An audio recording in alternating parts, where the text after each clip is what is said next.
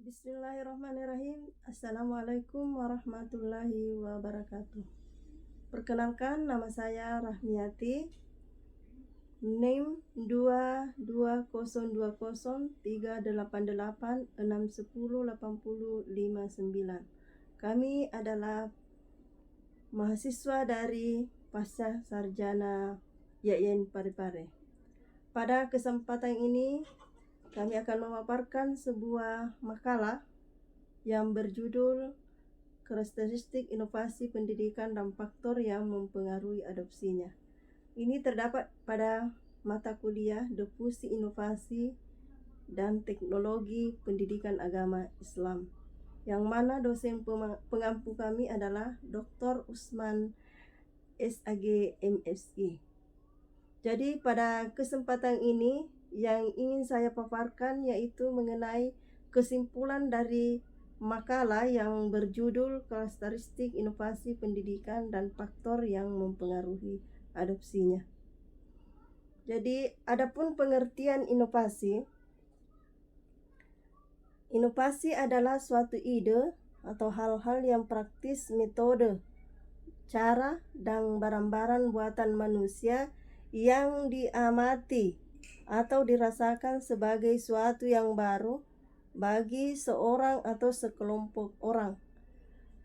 Suatu yang baru itu dapat berupa hasil discovery atau invensi yang dimanfaatkan dalam mencapai tujuan tertentu dan untuk memecahkan masalah tertentu khususnya dalam bidang pendidikan.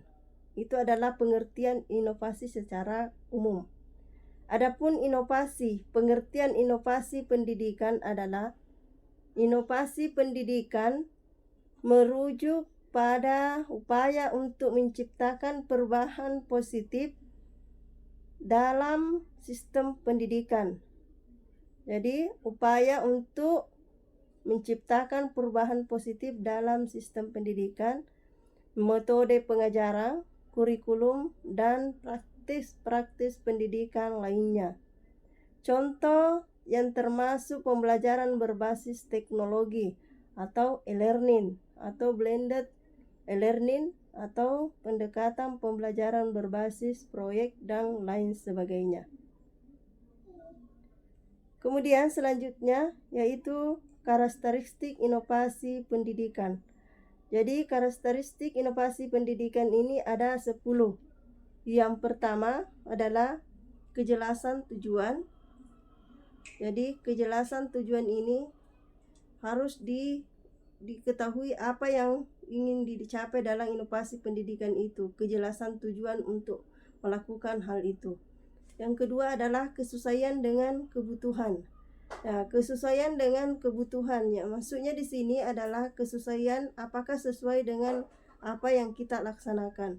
Kemudian keterlibatan stakeholder, di mana keterlibatan ini harus terlibat semua, khususnya dalam pendidikan, biasa itu di sekolah atau madrasah. Kemudian selanjutnya adalah kemudahan penggunaan. Kemudian dukungan teknik dan pelatihan. Selanjutnya ada bukti keberhasilan. Ya, setelah dilakukan inovasi, kemudian kita lihat apakah ada bukti keberhasilan yang kita capai. Kemudian selanjutnya adalah kesempatan untuk beradaptasi. Nah, kemudian selanjutnya lagi adalah komunikasi yang efektif. Ya, jadi dalam melakukan inovasi itu, komunikasi yang efektif itu sangat juga dibutuhkan. Kemudian selanjutnya adalah kepemimpinan yang kuat dan berkelanjutan. Itu adalah karakteristik inovasi pendidikan. Kemudian faktor internal dan eksternal yang dapat mendukung atau menghambat inovasi pendidikan.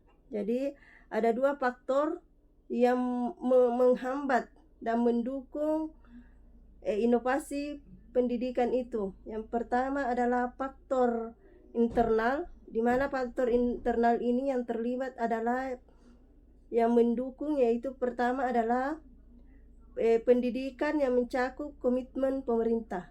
Ya, jadi komitmen juga pemerintah itu sangat dibutuhkan untuk mendukung inovasi pendidikan itu.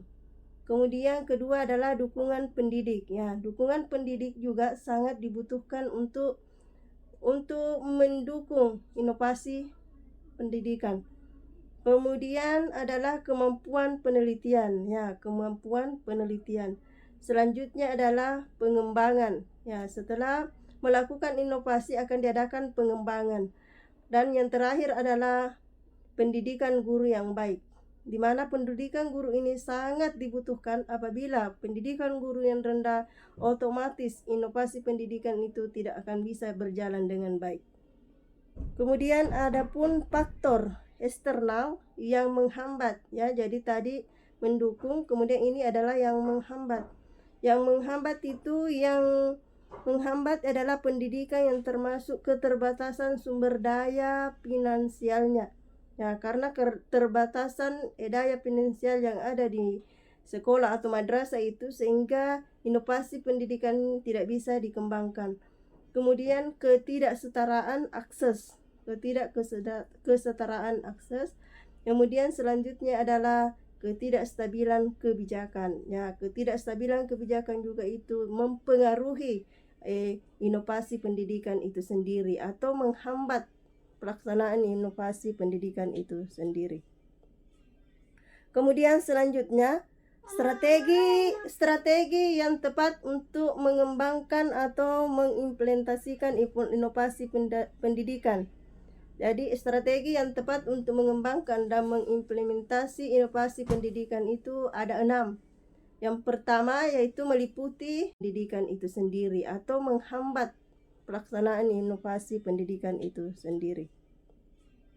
Kemudian selanjutnya, strategi yang tepat untuk mengembangkan atau mengimplementasikan inovasi pendidikan. Jadi strategi yang tepat untuk mengembangkan dan mengimplementasi inovasi pendidikan itu ada 6. Yang pertama yaitu meliputi kebutuhan dan tantangan pendidikan. Ya, karena adanya kebutuhan dan tantangan pendidikan, maka itu dibutuhkan. Harus ada strategi yang tepat untuk melakukan hal itu. Kemudian selanjutnya adalah penelitian dan pembuktian konsep. Kemudian selanjutnya adalah kolaborasi dan kemitraan. Ya, kemudian lebih penting lagi adalah pelibatan stakeholder. Ya, jadi pelibatan stakeholder dalam strategi inovasi pendidikan juga sangat dibutuhkan. Kemudian rencana strategi dan penyusunan kurikulum. Dan yang terakhir adalah penggunaan teknologi yang sesuai dengan kebutuhan yang ada di madrasah tersebut atau sekolah tersebut. Jadi demikianlah presentase pada hari ini mengenai karakteristik inovasi pendidikan dan adopsinya, serta yang mempengaruhi faktor yang mempengaruhi adopsinya itu. Jadi demikianlah presentasi pada pagi hari ini, dan saya akhiri dengan ucapan wabillahi taufiq wal hidayah. Wassalamualaikum warahmatullahi wabarakatuh.